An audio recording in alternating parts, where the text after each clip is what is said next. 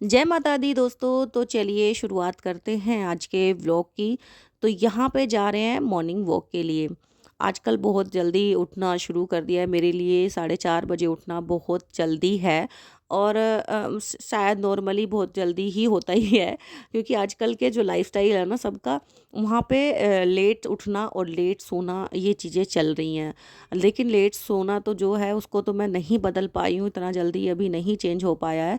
लेकिन हाँ, जो जल्दी उठना एक शुरुआत कर दी है कि चलिए जल्दी उठेंगे तो शायद जल्दी सो भी जाएँगे। कुछ चीज़ों को अगर हम रात का जल्दी सोना नहीं बदल सकते तो सुबह जल्दी उठे भी ना। एक तो देखिए यहाँ पे सुबह का टाइम है और यहाँ पे सबसे पहले मेरा उठ के, देखिए मैं ईमानदारी से बताऊँ तो मैं मॉर्निंग वॉक के लिए नहीं गई। सबसे पहले उठ के मैंने एक काम किया। इतना जल्दी उठने के बाद भी अंदर से एक बेचैनी रहती थी कि भाई मैं सुबह पहले इतना काम मैं करके जाऊं। अब जैसे सबसे पहले उठे, आलू ये छोले मैंने उबलने के लिए रख दिए और सब्जी कट करके फ्रेश होने के बाद सब फिर मैं जाती हूँ। लेकिन एक फिर बेचैनी, मैं कहा चलिए मैं आके भी इसको, क्योंकि मुझे अपने आप पे ये लगता था कि कई बार ऐसा होता भी है कि आप मॉर्निंग वॉक करके आओ और आने के बाद ना थोड़ी देर आपके अंदर हिम्मत होती नहीं है कि आप किचन में एकदम से जाके लग जाओ।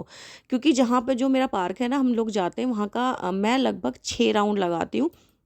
और वहाँ के एक राउंड की जो लंबाई है ना, टोटल 700 मीटर से 700 750 मीटर है। तो लगभग 6 मीटर, अगर 6 राउंड आपने लगा देते हो तो 3 किलोमीटर से ज़्यादा ही आपका वॉक हो जाती है। और इतना चलने के बाद में ना वो जो आपकी वॉक होती है वो भी आप इस तरह तो लगाते नहीं हो कि भाई धीरे धीरे से अपने कंफर्ट जोन में आप चल रहे हो। कंफर्ट जोन में चलते रहोगे तो उसका शायद कोई फ़ायदा होगा भी नहीं।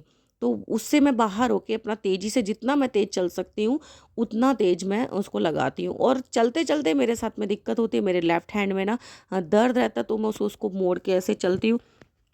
तो उस चीज़ का रीज़न अब तक मेरे समझ में नहीं आया है, ना डॉक्टर को समझ में आया है। कई बार बोलते हैं कि दिमाग की कोई नस दबी हुई है, या फिर अभी उसी चक्कर में मेरे हार्ट के इतने सारे टेस्ट हो चुके, मतलब ये सोच लो ईसीजी, इको से लेकर टीएमटी और एंजियोग्राफी, इतना बड़ा टेस्ट है। मैं तो सच में ज़िंदगी में पहली बार, मतलब इतना बड़ा टेस्ट हुआ। और उसके बाद में मैमोग्राम, इस तरह के जो, मतलब शायद आपने तो नाम भी कुछ लोगों ने नहीं सुने होंगे, मैंने ये सब चीज़ें फेस कर ली है। इतना बहुत ज़्यादा चीज़ें देख चुकी हूँ कि मुझे लगता है कि कभी कभी तो लगता है कि बस यही लाइफ है क्या मेरी।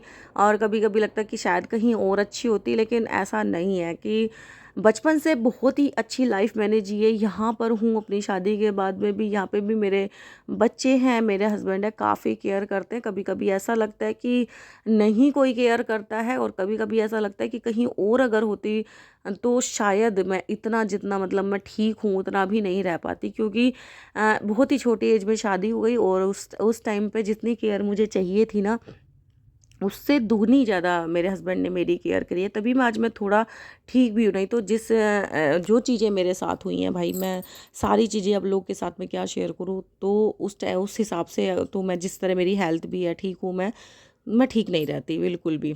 तो बहुत ज़्यादा मेरी केयर भी की गई है। तो यहाँ देखिए सुबह का टाइम है और यहाँ पे मैं बना रही हूँ चने मैंने भिगा दिए थे, और शिमला मिर्च की मैं सब्ज़ी बना रही हूँ। लंच में कुछ अच्छा, मतलब कुछ एक्स्ट्रा रख दो ना बच्चों के लिए, हस्बैंड के लिए, तो एक सेटिस्फेक्शन सा रहता है कि चलिए कुछ अलग सा बना दिया। तो आज मैंने लंच में, लंच के साथ साथ एक आलू और इसकी जो चने की चाट होती है ना, वो बनाई है बच्चों के लिए, और काफ़ी बच्चों को पसंद आई। और थोड़ी थोड़ी सी खा लेते हैं, चाय के साथ भी आप खा सकते हो। नॉर्मली नींबू वगैरह सब चीज़ डल जाती है तो काफ़ी अच्छी लगती है। यहाँ देखिए आलू, प्याज और टमाटर मैंने उसके लिए कट कर लिया। यहाँ पे दूसरी तरफ मेरी सब्जी भी तैयार हो चुकी है। और इतना काम करके तब मैं वहाँ पे गई मॉर्निंग वॉक के लिए, नहीं सॉरी, सब्जी कट करके और चने उबाल के। तो इतने आने के बाद में फटाफट से मुझे लगना पड़ जाता है इस काम में। तो अब जो है 5-6 दिन से मैंने एक रियलाइज़ किया कि जब इतना जल्दी उठना ही है तो फ्रेश होने के बाद में सिर्फ झाड़ू मैं घर में निकालती हूँ, फटाफट से चली जाती हूँ घूमने के लिए। आधे घंटे में इतना काम हो जाता है, नीचे नीचे लगा देती हूँ। और कई बार नहीं भी लगती है तो मेरा जो सबसे पहले अब जो प्रायोरिटी है कि भाई घूमने जाना है और अपने आप को टाइम देना है। वहाँ पे कई बार ऐसा हो जाता है कि मैं सोच के चलती हूँ 5-10-15 पे मैं निकली तो 6 बजे तक मुझे घर आना है, तो उसमें कई बार 6 राउंड होने के बाद में 7 भी लग जाते हैं और 5 से 7 मिनट बच भी जाते हैं, क्योंकि 5 मिनट में लगभग एक राउंड पूरा हो जाता है जब तक तेज़ी से लगाते हो, 4 या 5 मिनट में। और नॉर्मल आप स्पीड से लगाओगे तो 10-10 मिनट भी लग जाती है। तो यहाँ पे देखिए मैं मेरे आलू भी फ्राई हो चुके हैं, मैं आपसे लोगों से बातें भी सारी करती जा रही हूँ।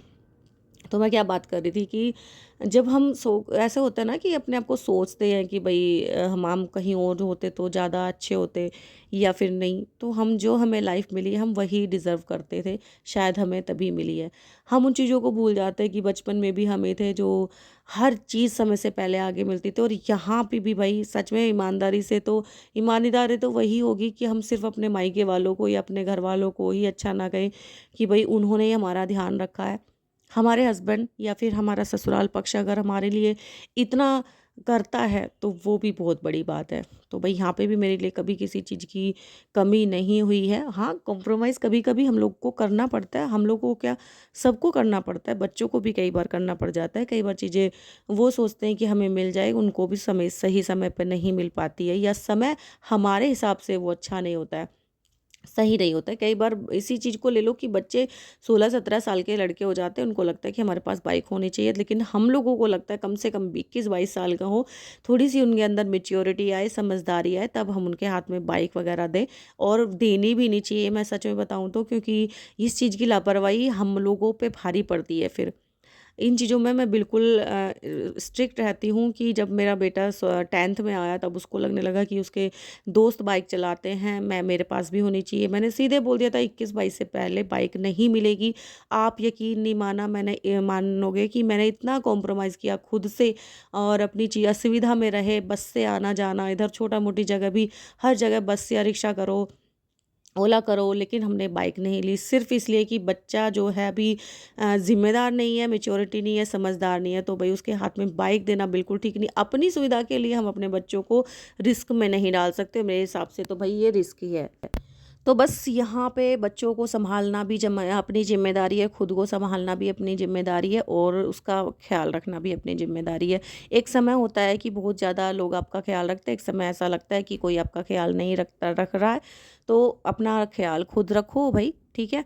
और बस यहाँ पे देखिए व्लॉग रहेगा इतना ही। वीडियो अच्छी लगे तो लाइक ज़रूर करना और अपना ख़्याल रखना शुरू करो लेडीज़, क्योंकि कोई और नहीं रखेगा। सबसे ज़्यादा हमारी खुद की ज़िम्मेदारी बनती है अपना ख़्याल रखने की। तो बस यहाँ देखिए हमारा व्लॉग भी पूरा हो चुका है और सुबह-सुबह जो ये थाली लगा रही हूँ मेरे बेटे के लिए लगा रही हूँ और हस्बैंड मेरे जा चुके हैं।